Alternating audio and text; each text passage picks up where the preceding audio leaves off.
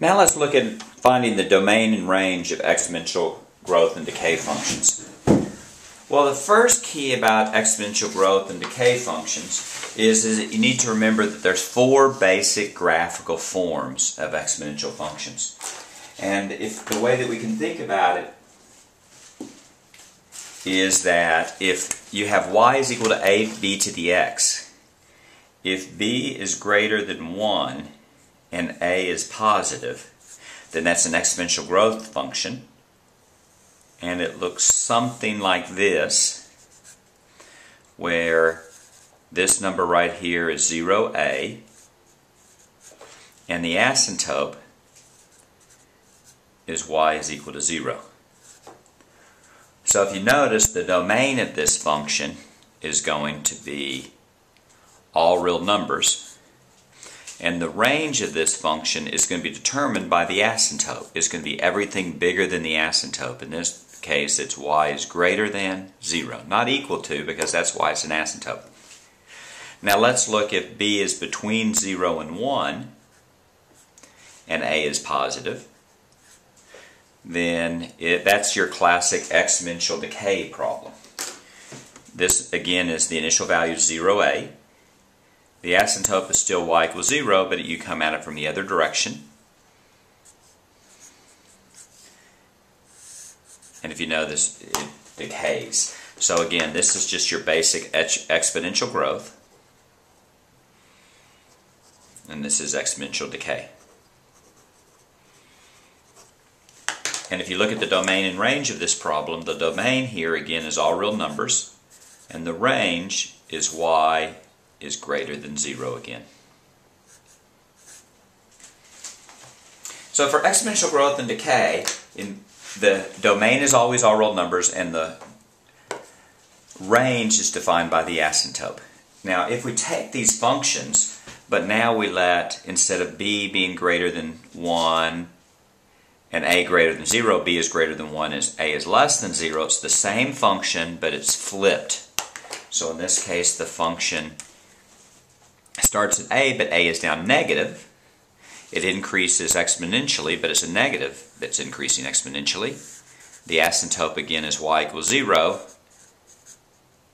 Again, the domain is all real numbers. The range is still defined by the asymptote, but now it's everything less than the asymptote. Y is less than 0. We look at the fourth form, when you have b is between 0 and 1, and a is negative. That's an exponential decay problem, but it's an exponential decay problem that starts at a negative number. It declines, the negative declines, goes in the other direction here, so that's the asymptote is y is equal to 0. Here, the domain is all real numbers again, and the range is defined by the asymptote. In this case, it's everything less than the asymptote.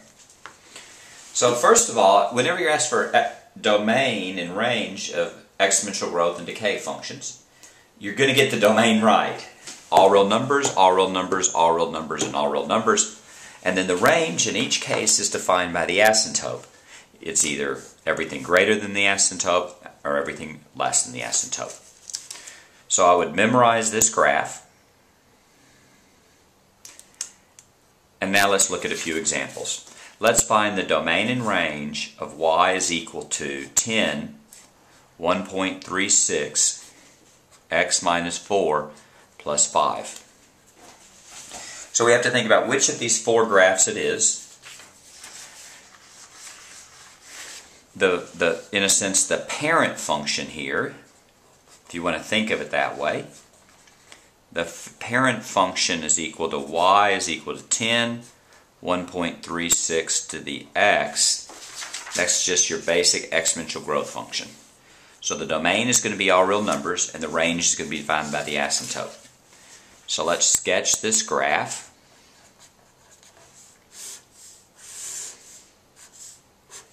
We know it's basically like this graph, which looks like this, except for it's moved right 4 and up 5. Now the asymptote is unaffected by the 4, right? If you have an asymptote,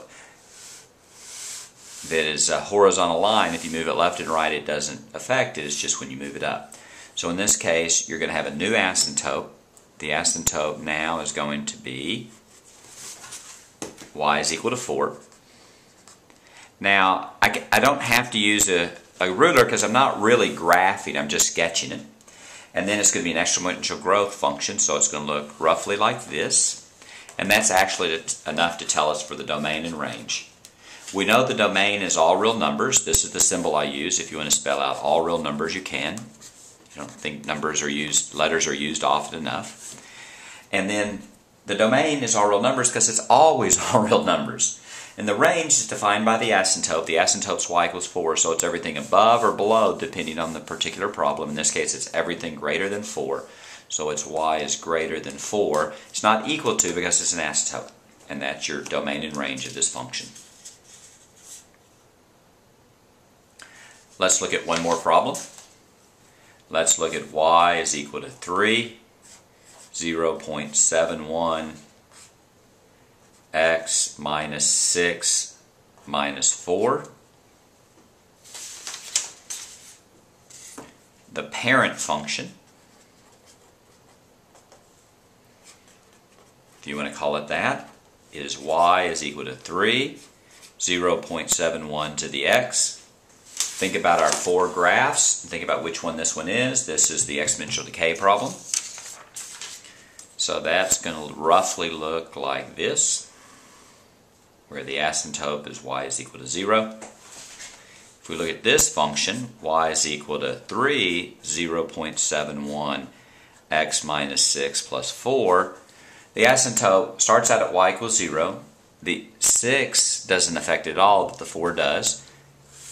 So the new asymptote is at y is equal to 4. I'm sorry, that's a minus 4. Minus 4, my mistake. So then the new asymptote is y is equal to minus 4. It's exponential decay, so it's going to roughly look like this. We don't know exactly what it looks like, but we really don't care if we only care about domain and range. The domain is all real numbers. Why? Because it's always all real numbers. And the range is going to be defined by the asymptote, in this case, everything that's bigger than minus 4. So y is greater than a minus 4. Just to be careful, let's do one more problem. Let's do y is equal to minus 2, 1.16, x plus 3 plus 2. If we notice here the parent function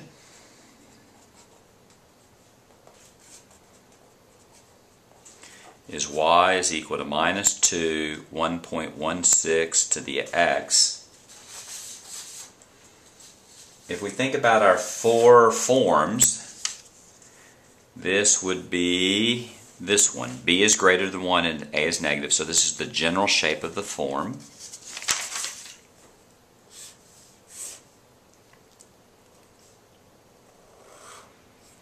The asymptote here starts out at y is equal to 0. Then if we want to graph this, y is equal to 2, 1.16, x plus 3 plus 2. The 3 doesn't affect the asymptote. The 2 does. The asymptote is now positive 2. The asymptote is y is equal to 2. The graph roughly looks like this. The domain in this case is all real numbers. Why? Because it's always all real numbers. The range is defined by the asymptote. In this case, it's everything less than the asymptote. So it's y is less than 2. And that's your answer. And that's domain and range of exponential functions.